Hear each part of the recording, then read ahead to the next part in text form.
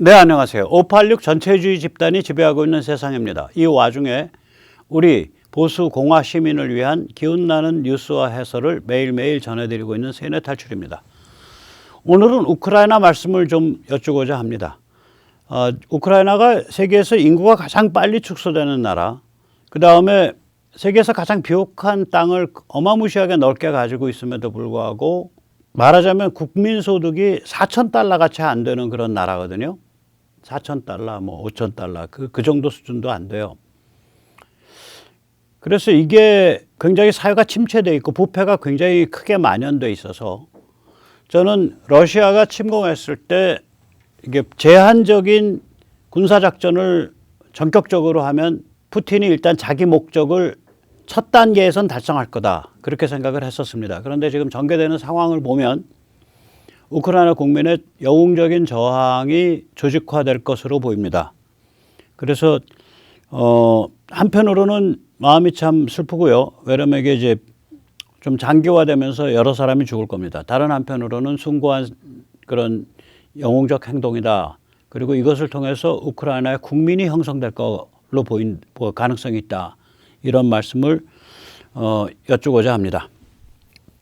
이 공화국과 나, 제대로 된 공화국, 제대로 된 국가를 형성하고 유지한다는 게 참 쉬운 비즈니스가 아닙니다. 미국과 같이 전 세계에서 가장 훌륭한 정치 문화를 가진 나라도 지금 저렇게 공화국이 금이 가는 상태까지 말하자면 추락하는 걸 보면 결코 공화국은 만들기도 어렵고 유지하기는 더더욱 어렵고 그러한 참으로 고급진 또 민감한 제도 아니냐, 이런 생각이 듭니다. 지금 사전투표에 대해서 말이 많은데요. 저는 이제 요 방송 말고 오늘 두 꼭지입니다. 사전투표에 대해서 또 선관위가 있었던 그 3.5 사전투표 참사에 대해서 따로 말씀을 여쭈겠습니다. 그건 그거고, 이제 수요일 날 다 몰려 나가서 몰표로 이기고, 그리고 그것을 6월 1일까지 연장해야 됩니다. 6일 지방교육감 선거 대선 이기고 끝까지 가자. 무선내 퇴원으로 6일 선거 사전투표, 본투표, 개표 참관인이 되어주세요. www.muson.kr 또는 www.2022korea.com에 가입하시면 됩니다. 1차 사전투표 참관인 마감은 5월 24일 18시까지입니다. 자, 이게 뭐 이렇게 성급할 정도로 빨리 하는 거 아니냐? 아닙니다. 지금 이제 부방대, 그 다음에 클린 선거 시민행동, 그리고 이 무선넷, 그리고 2022 코리아, 이거 다 합치면은 한 2, 3만 명 정도가 지금 여기에 적극적으로 참여했습니다. 지금부터 캠페인을 계속 전개해 나가면 이 숫자가 5만, 10만 갑니다. 그러면 대한민국 정치가 바뀔 수 있는 임계치를 돌파하는 겁니다. 지역사회에서 무엇인가 그래도 나와서 해보시겠다는 분들이 전국적으로 5만, 10만 명이 네트워크 되면 바뀝니다. 그래서 이 3구 대선 이기고 그 여세를 몰아서 3월 9일부터 6월 2일까지 약 80일 동안 가열차게 투쟁에 나가서 대한민국 정치를 완전히 바꿀 수 있는 그런 씨앗을 만들었으면 좋겠습니다. 자, 우크라이나 말씀 여쭈겠습니다. 이 국민 저항이 심상치가 않습니다. 무엇보다도 이 코미디언 배우 출신이라는 젤렌스키, 생각보다 너무너무 멋있게 또 영웅적으로 제대로 처신하고 있습니다. 주 런던 우크라이나 대사관이 밝힌 바에 따르면 2월 26일 날 미국이 젤렌스키에게 망명을 권유했다고 합니다. 젤렌스키가 이것을 거절하고 그 다음부터 젤렌스키의 행보는 거침없이 결사항전을 주도하고 있습니다. 이거는 이제 2014년 2월에 도망친 친러 수상, 그 당시에 친러 수상입니다. 야누코비치.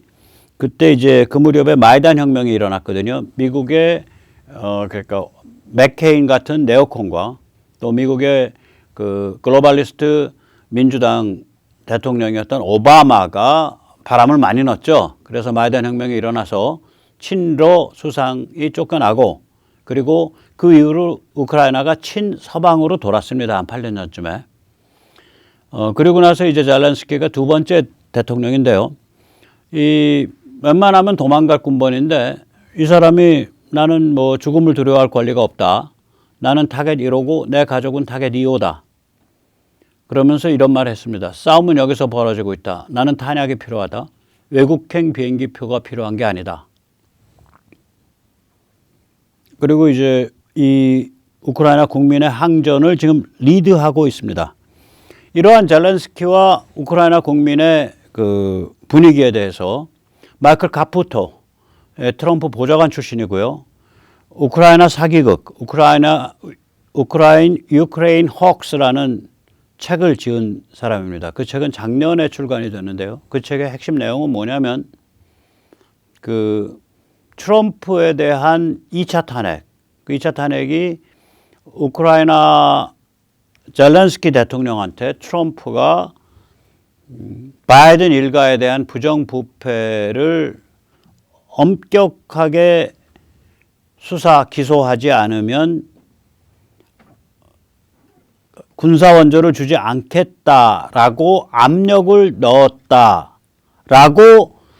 주 우크라이나 미국 대사, 주 EU 미국 대사 등 국무부 고위 관료들이 그러한 이야기를 퍼뜨리면서 그것이 말하자면 그 트럼프 2차 탄핵으로 이어졌었는데 그 이야기들이 사기극이었다는 거예요. 국무부 관료들에 의한, 국무부 외교관들에 의한 사기극이었다. 그게 그런 일이 아니다. 이 사람은 자기 그 사위니 뭐 친척이니 여기 우크라이나 디글디글 사는 사람이고요. 또 아무튼 동구와 그리고 이 러시아에 대한 전문가입니다. 그래서 클린턴 행정부 때는 러시아에서 많이 근무를 했고요. 외교관 출신으로 합니다. 이 사람이 최근에 가진 인터뷰에서 며칠 전에 가진 인터뷰에서 이런 말을 했습니다. 푸틴은 우크라이나 사람들의 저항 의지를 과소평가했다. 또한 젤렌스키를 과소평가했다. 설마 젤렌스키가 도망가지 않고 결사항전을 택할지 몰랐다. 푸틴은 다음에 무슨 행보를 취해야 할지 모르고 있는 상태이다. 젤렌스키를 암살해서 제거하면 순교자가 될 것이다. 그 경우 우크라이나 국민은 절대로 굴복하지 않을 것이다. 마이클 카푸토, 이 사람은 우크라이나 국민들이 드디어 국민적 차원의 저항에 나섰다. 이건 이제 제가 전번에 그 우크라이나 다루는 그 프로그램에서 말씀드렸죠. 국민의 형성. 우리 6.25 때 겪은 일이에요. 국민의 형성을 이번을 계기로 우크라이나 사람들이 국민의 형성에 도달한다면 이건 전화위복이다. 거기에 도달하지 못한다면 푸틴이 성공하는 거고요. 그런 결판은 나는 그런 처지에 지금 처해 있다. 그런 말씀 드렸는데 마이클 카푸토는 우크라이나가 저항을 통해서 우크라이나 사람들이 국민의 형성에 도달할 거로 그렇게 보고 있습니다. 엄청난 전문가예요. 저 사람 얘기 듣고 깜짝 놀랐습니다. 네, 거기다가 이제 서유럽 국가들이 무기를 대주고 있고요. 폴란드가 통로를 대주고 있습니다. 그러니까 일제에 대한 국내에서의 무장 투쟁이 그게 사실상 불가능한 건데 그것을 주장하면서 갖다 댈 게 없으니까 코민테른의 예하 부대이자 중국 공산당의 따까리에 지나지 않은 동북 항일 연군이 마치 그 무장 독립운동이었다라고까지 주장을 하는 그런 미칭하게 같은 풍조가 대한민국 국사학계를 주름 잡고 있죠. 이 무장투쟁이 성립을 하려면 해외에서 무기를 대주는 나라들이 있어야 되고요. 그 무기가 국내에 도달할 수 있는 통로가 있어야 됩니다. 일제 때 보면 우리한테 무기를 대줄 나라가 없었고요. 그 다음에 그 무기가 국내에 도달할 통로가 없었습니다. 우남 이승만이 1941년에 지은 1941년 여름에 출간된 그 일본을 벗기다 Japan Inside Out 그 책에 보면 앞으로 미국이 원하든 원하지 않든 일제의 도발에 의해서 미국 너희는 일제와 싸우게 될 거다 태평양에서. 그러한 상황이 벌어졌을 때 일본인이 굉장히 호전적인 군국주의 정신으로 무장되어 있는 7천만 전쟁 기계이기 때문에 너희가 그 귀중한 미국인의 희생을 치르고서 그 7천만 명을 다 물리친다는 것이 사실상 어렵다. 그러니까 그때가 되면 반드시 한국인을 무장시켜달라. 그런 얘기를 해요. 그 책에. 무장투쟁이 뭔지를 아는 거예요. 자, 보세요. 지금 러시아가 이렇게 밀고 들어오니까 침공을 하니까 세계 각국에서 무기를 대는데 그 무기를 대는 무기도 있어야 되고 그 무기가 우크라이나 국내로 들어갈 수 있는 통로도 있어야 돼요. 무기는 서유럽 국가들 15개 국가가 되고 있고요. 통로는 폴란드가 되고 있습니다. 저러면 이제 얘기가 달라지는 거예요. 미국은 일단 3억 5천만 달러 어치에 상당하는 무기를 제공을 했고요. 여기엔 제블린, 대전차 미사일, 방공 미사일 등이 포함이 되어 있고요. 캐나다는 2,500만 달러 어치의 무기를 제공했고요. 독일은 대전차 무기 1,000점, 스팅어 미사일 500기를 제공했습니다. 스웨덴은 대전차 무기 5,000점, 그 다음에 사람들이 먹는 레이션 13만 5천씩, 그 다음 프랑스도 무기 제공하겠다고 밝혔고요. 영국은 소리소문 없이 무기 제공하고 있고요. 벨기에는 기관총 2,000점 및 연료 3,800톤을 제공했고요. 네덜란드는 대전차 방어 시스템 펜저 파우스트 3이라는 그런 대전차 방어 시스템인데 그걸 50씩을 제공하고 그 방어 시스템이 사용하는 미사일 400발을 제공을 했고요. 스팅어 미사일 또한 200점을 제공했고요. 체코는 대포 포탄 4,000발, 기관총, 소총, 탄약을 제공했고요. 이탈리아는 스팅어 미사일, 박격포, 아까 말씀드린 펜저 파우스트 대전차 시스템을 제공했고요. 포르투갈은 개인용 장비를 다량 제공했고, 그리스, 루마니아도 무기를 제공했고요. 스페인이 대전차 유탄을 1,370발 제공했고요. 소총을 무려 70만 정을 제공했고요. 핀란드는 소총 2,500정, 탄창 15만 개를 제공했고요. 대전차 폭탄 1,500개, 레이션 7만 회분을 제공했습니다. 저렇게 세계 각국에서 십시일반으로 무기가 밀려 들어가면요. 그럼 이제 남는 건 딱 하나죠. 국민이 싸울 의지가 있냐? 그다음에 싸울 사람이 있냐? 지금 우크라이나 국민 싸울 의지 충만, 싸울 사람도 굉장히 많아지는 것 같습니다. 일단 국제의용군을 보죠. 3월 6일 젤렌스키가 우크라이나 영토 방위를 위한 국제여단 International Legion for the Territorial Defense of Ukraine 이라는 조직을 발표를 했습니다. 미국 같으면 주미 우크라이나 대사관에 미군 퇴역 미군 3,000명이 지원을 했는데요. 이보다 훨씬 많은 숫자가 한 2만 명 정도의 숫자가 국제적으로 우크라이나 국제의용군에 지원을 했는데 이 중에서는 우크라이나 출신 해외 교포들이 주축을 이루고 있습니다. 이 지금 사진에 보시면 왼쪽 사진은 지금 저 에스토니아에서 사는 우크라이나 사람들이 우크라이나 돌아가서 싸우겠다고 짐 바리바리 싸들고 지금 차 타러 나가는 그 광경이고요. 그러니까 에스토니아에서 폴란드까지 금방이거든요. 그 다음 폴란드를 가로질러 가지고 우크라이나 그러니까 서북부로 들어가는 거죠. 오른쪽 사진은 영국 켄트에서 사는 우크라이나 아저씨가 우크라이나에 가서 싸우겠다고 이제 말하자면 군용 물품 파는 가게에 가서 물품 사고 있는 그런 광경입니다. 이런 것들을 보면 90년 전 스페인 내전 당시 전 세계에서 좌파 의용군에 지원한 사람들이 물빌듯이 밀어 닥쳤는데 그거 이후로 최초예요. 90년 만에. 근데 이번에는 우파, 자유를 위한 의용군입니다. 대단한 거죠. 자, 이래서 이제 싸움은 중장기 싸움이 돼갈 겁니다. 그리고 푸틴 패배 가능성이 있습니다. 무기 외국에서 들어오고 그 다음에 외국에서 그다음에 지원이 들어오고 그리고 국민이 각성을 하고 뭐 이러면은 푸틴이 필패합니다. 이 세 가지가 박자가 맞아 들어가면. 아까 말씀드린 마이클 카푸터 이 사진은 그 사람이 지은 책입니다. The Ukraine Hoax. 그러니까 우크라이나를 빗대서 트럼프를 탄핵하려고 시도했던 트럼프 2차 탄핵은 사기극이었다. 그 책이고요. 마이클 카푸터는 이렇게 장담합니다. 결국 푸틴이 망하게 될 것이다. 그러나 푸틴은 끝까지 모든 수단을 다할 것이다. 우크라이나 국민이 저항할수록 푸틴은 더욱더 과격한 수단을 사용하게 될 것이다. 심지어 러시아 군인들을 총알밥으로 사용할 것이다. 또한 우크라이나 민간인들을 더 많이 죽이고 전쟁범죄를 더 많이 저지를 것이다. 그래서 우크라이나 국민들이 커다란 고통을 겪게 될 것이다.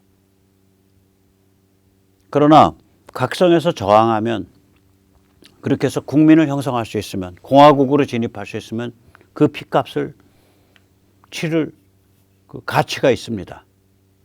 대한민국 그 경험했습니다. 1950년에서 53년 사이에.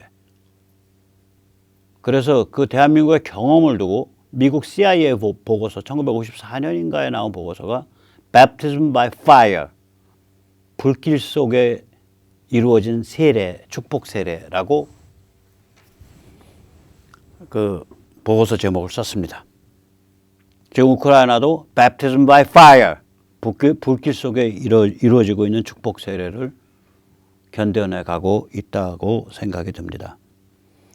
참으로 희한하게도 정말 우스꽝스러운 대통령이라고 생각됐던 젤렌스키, 코미디언 출신, 이 사람이 이 카푸토에 의하면 젤렌스키가 의외로 부패가 없다는 거예요. 젤렌스키 전번이 포르셴코인가 뭔가 하는 사람인데 그 사람은 제가 지금 이름이 우크라이나 사람들 다 유시첸코라는 대통령 수상이 있었어요. 옛날에 수상제도였는데 그 독약으로 중독됐던 사람인데. 그리고 포르셴코 다 여기는요 전부 그 부패한 그 우크라이나 초초초 상류층입니다. 초초초 상류층들은 대개 어떻게 돼서 형성된 거냐면 그 먼저 본 대통령도 그런데 포르셴코 친서방으로 돌아서 첫 대통령이지만 그 뿌리는 우크라이나 공산당 간부 출신들이에요. 그래가지고 그러니까 1990년대에 우크라이나 망했을 때 국가 재산을 막 집어먹은 거예요, 그냥. 그래가지고 그냥 우크라이나 첫째, 둘째가는 갑부가 된 거예요. 먼저 본 수상이 그랬어요, 친서방 수상이.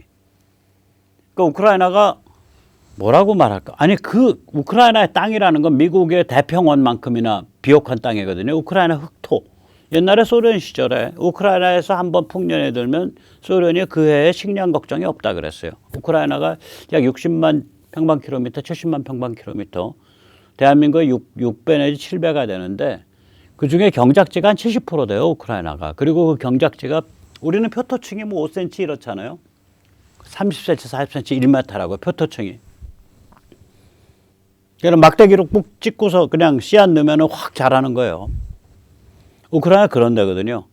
세상에 그렇게 풍요하고 바다를 갖고 있고 이런데도 불구하고 그리고 찬란한 전통 문화를 갖고 있는데도 불구하고 인구가 그렇게 급감을 하고 국민소득 수준이 루마니아의 3분의 1도 안 되고 뭐 이게 말이 안 되는 거 말이 나라가. 그러니까 얼마나 안 돌아가고 부패한 나라예요. 마약, LGBTQ 천국이고. 제가 그래서 우크라이나 저거 국민 저항에 나설 수 있을까라고 퀘스천 마크를 가지고 있던 거예요. 먼저 본 대통령, 먼저 본 수상 포르셴코가 이름도 좀 헷갈려요. 나한테 P자로 시작해요. 그 사람 뭐 어마무시하게 우크라이나 첫째 둘째 가는 갑부예요. 그 젤렌스키 저 사람도 좀 문제 많지 않아. 근데 이 카푸토의 말에 하면 젤렌스키 의외로 담백하고 그러니까 부패를 안 했다 그래요. 그래서 결국은 우크라이나 국민 형성, 공화국 진입이 이게 벌어지는 거냐. 그러면 젤렌스키 리더십 그리고 30년 부패 공화국의 극복이 일어나는 거냐. 그래서 풍요한 자연 속의 거지, $4,000 GDP 이게 극복되는 거냐. 이런 생각이 듭니다. 여기서 잠시 세뇌 탈출 자율구독료 부탁 말씀 올리겠습니다. 저희 세뇌 탈출은 처음에 게재될 때 광고가 잘 안 붙습니다. 재수가 좋으면 하루 만에 붙고요. 웬만하면 뭐 일주일 열흘씩 지나서 붙고 그렇습니다. 도와주시면 세뇌 탈출을 좀 더 잘 만드는 데 큰 힘이 되겠습니다. 계속 우크라이나 말씀 올리겠습니다. 자, 그래서 이제 결과적으로 우크라이나 국민이 선전을 하고 해외에서 저렇게 지원이 물밀듯이 들어가고 또 군사 지원, 그러니까 무기 지원이 들어가고 돈 지원이 들어가고 이러니까 푸틴이 지금 뭔가 늪에 빠지기 시작한 거거든요. 그러니까 이제 이런 음모론 같은 이야기가 나와요. 야, 미국이 마련한 함정에 푸틴이 빠진 거 아니냐. 미국이 이것까지 계산하고 푸틴을 끌어들인 거 아니냐. 뭐 그런 얘기까지 나와요. 우선 그게 그러한 음모론적인, 그러니까 미국이 일부러 이런 상황으로 유도한 거 아니냐라는 음모론적인 얘기를 하기 전에 푸틴이 왜 이런 짓을 하게 됐는가를 먼저 살펴봐야 돼요. 푸틴이 왜 침공했을까? 저는 TIP, 팁이라고 생각을 합니다. 먼저 푸틴의 입장에서는 위협당했어요. 그러니까 우크라이나 나토 가입, 또 우크라이나의 나토 미사일 배치, 우크라이나의 미사일 디펜스, 그러니까 미사일 방어 시스템 배치, 이런 게 눈앞에 닥치고 있었어요. 위협당하는 거예요. 푸틴 입장에서는 threatened, T. 그 다음에 푸틴 입장에서는 모욕당했습니다. 푸틴이 작년 11월 30일에 우크라이나를 그런 식으로 끌고 가면 안 된다. 바이든 대통령이 우크라이나를 그런 식으로 끌고 가지 않겠다라는 법률적인 개런티를 해달라라고 정중하게 요청을 했었어요. 거기에 대해서 그 나토 사무총장이 너는 그런 말 할 자격 없어 라는 그런 취지로 아주 모욕적인 대응을 했습니다. insulted, 모욕당한 거예요. 세 번째로는 파워드예요. 힘이 붙었어요. 뭐냐? 바이든의 그린 정책 때문에 푸틴과 러시아가 가스와 석유에 관한 파워가 급증했다고요. 자, 점점 더 위험해지는 것 같아. threatened, 위협당했어. 그 다음에 나 이렇게 위협하지 마세요라고 말했는데 모욕당했어. 근데 힘은 생겼어. 보고 배운 게 힘쓰는 깡패야. 그러니까 퍽 하고 저지른 거예요, 이게. 그래 퍽 하고 저지른 거예요. 그래서 푸틴이 2021년 11월 30일 날 이렇게 말을 했습니다. 우크라이나에 나토가 들어서는 것, 특히 러시아 도시를 공격할 수 있는 미사일이 배치되는 것, 또한 폴란드와 루마니아에 배치된 것과 같은 미사일 방어 시스템이 배치되는 것은 우리 러시아에 대해서 레드라인을 넘는 짓입니다. 바이든 대통령은 나토가 동쪽으로 확장하지 않는다는 것과 러시아 영토 부근에 러시아를 위협할 무기 시스템을 배치하지 않는다는 것을 법률적으로 보장해 주시기 바랍니다. 푸틴이 작년 11월 30일 날 이렇게 주장했다고요. 여기에 대해서 나토 사무총장 옌스 슈톨텐버그, 이 나토 사무총장이면은 이게 국가 원수급이에요. 그러니까 전 노르웨이 수상입니다, 이 사람이. 한 10년 전쯤에 노르웨이 수상했던 사람이에요. 그래서 이 사진이 지금 10년 전에 그 옌스 슈톨텐버그가 노르웨이 수상일 때 푸틴과 만나서 정상회담할 때 찍은 사진이에요, 이게. 근데 이제 지금 이제 나토 사무총장인데 옌스 슈톨텐버그가 이렇게 말을 했습니다. 우크라이나가 언제 나토에 가입할지는 우크라이나와 기존 나토 30개 국가가 정할 일입니다. 러시아는 그 문제에 대해서 우크라이나의 나토 가입 문제에 대해서 비토권을 가지고 있지 않을 뿐만 아니라 아무런 발언권이 없습니다. 러시아는 그 이웃 국가들을 제어하기 위해 러시아의 영향권을 설정할 권리가 없습니다. 대놓고 그렇게 밟아버렸어요, 푸틴을. 작년 12월에. 자, 보세요. 지금 바이든의 에너지 정책 때문에 푸틴이 가스와 석유로 지금 힘을 잡았다고, 파워드. 그런데 이런 식으로 모욕당했어요. insulted. 모욕당한 이유는 푸틴이 그 러시아 영토 부근에 그 미사일 두지 말고, 나토 미사일 두지 말고, 나토 미사일 방어 시스템 두지 말고, 그리고 우크라이나를 나토로 끌어들이지 말아주세요. 그걸 법률적으로 보장해 주세요.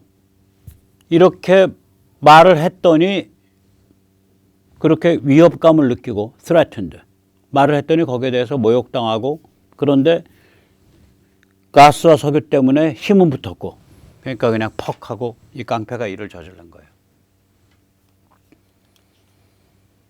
자, 이렇게 되니까 이제 시진핑과 중국은 겁에 질릴 수밖에 없죠.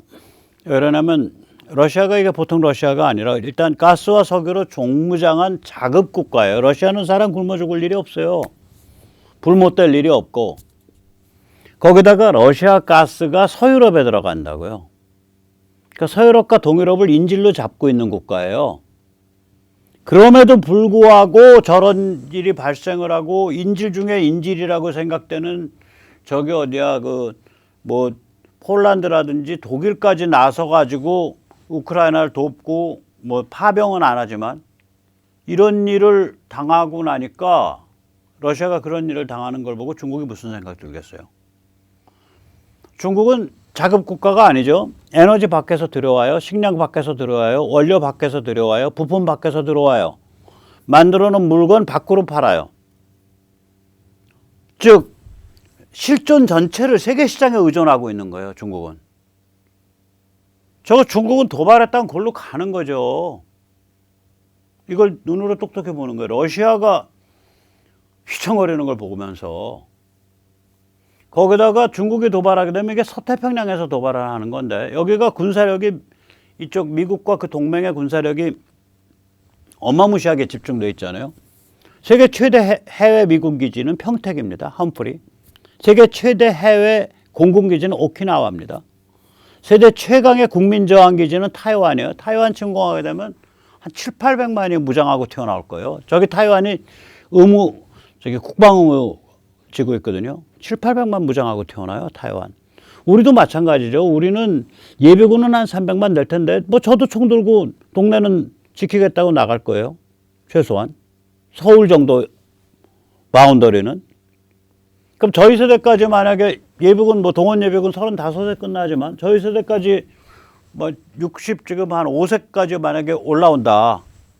가서 운전병이라도 해줄 수 있잖아. 총 차고. 만약에 그렇게 되면 우리도 한 1,000만 명 튀어나간다고. 최소한 1,000만 명 튀어나가요. 저 그래도 사격 잘했어요. M60 기관총도 잘 쏘고 박격포도 잘 쏘고. 타이완도 그렇다고요. 저 몇백만 명 튀어나와요. 바로. 그 다음에 한반도는 세계에서 가장 민감한 군사 긴장 그 상태의 그런 지역이죠. 따라서 중국은 요번에 아마 거의 오줌 지리고 있을 거예요. 오줌 지리고 있을 거예요. 숨도 못 쉴 거예요, 이제. 자, 그럼 최종 승자는 뭐냐? 우크라이나 사람이냐? 인류냐? 보수 공화주의냐? 자, 2014년 마이단 혁명과 그 이후의 부패에 대한 실상이 지금 속속 폭로되고 있습니다. 바이든, 그 아들 헌터 바이든, 뭐 조지 소로스, 뭐 어떻게 그 닦아서 해먹었다가 그냥 줄줄이 다 나오고 있어요. 우크라이나에서. 2014년 마이단 혁명 이후에. 특히 전직 대통령인 때. 지금 대통령 말고. 그 다음에 제가 오늘 말씀드린 푸틴 입장에서 저 깡패가 저렇게 발작할 만했네. 저는 푸틴을 합리화시키거나 찬양하는 거 아니고 깡패예요. 전범이고. 아니 마음에 안 든다고 옆에 나라 그 주권국가 체제에서 그냥 밀고 들어가요. 그래서 깡패고 전범이지. 근데 원래 깡패고 전범인 놈, 전범 성향의 깡패인데 저 깡패가 발작할 그 스토리가 있었네. 앞뒤가. 위협, 모욕, 파워. 세 가지가 결합해 있잖아요. 깡패 발작하기 딱 좋네. 힘은 넘치는데 위협감 느끼고 모욕당했어? 발작하죠, 깡패는 당연히. 그래서 냉소적으로 보면 글로벌리스트 미국이 함정을 팠고 깡패 푸틴이 그 함정에 펄쩍 뛰어들어서 둘 사이에 아주 살벌한 지정학 게임이 펼쳐지고 있다.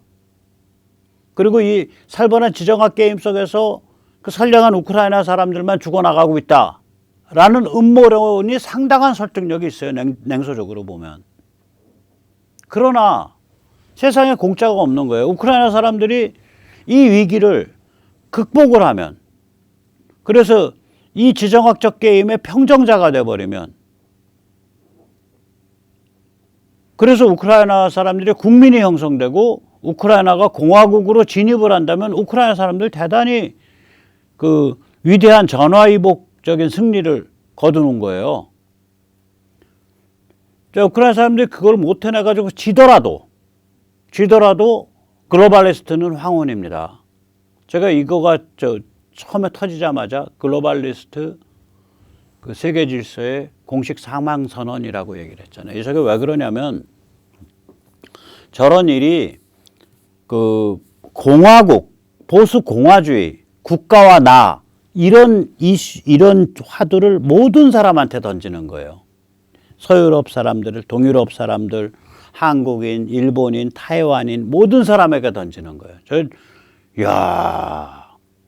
결국 우리가 정신 똑바로 차리고 나라를 확실히 강화시키지 않으면 깡패한테 밟히는구나.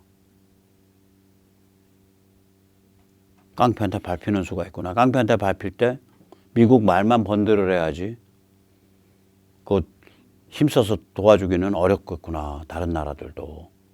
이 생각을 모든 나라 사람들이 다 하는 거예요. 전 세계 전체 인류가 공화국, 보수 공화주의, 국가와 나, 공화국과 나라는 화두를 갖게 된 거예요. 이건 뭐예요? 글로벌리스트 황혼이에요. 그리고 글로벌리스트 세계 질서가 사실상 붕괴했다는 것을 최종 사망 선언해 주는 그런 사건이 됩니다. 네, 여기까지 우크라이나에 대한 말씀 여쭙습니다. 감사합니다.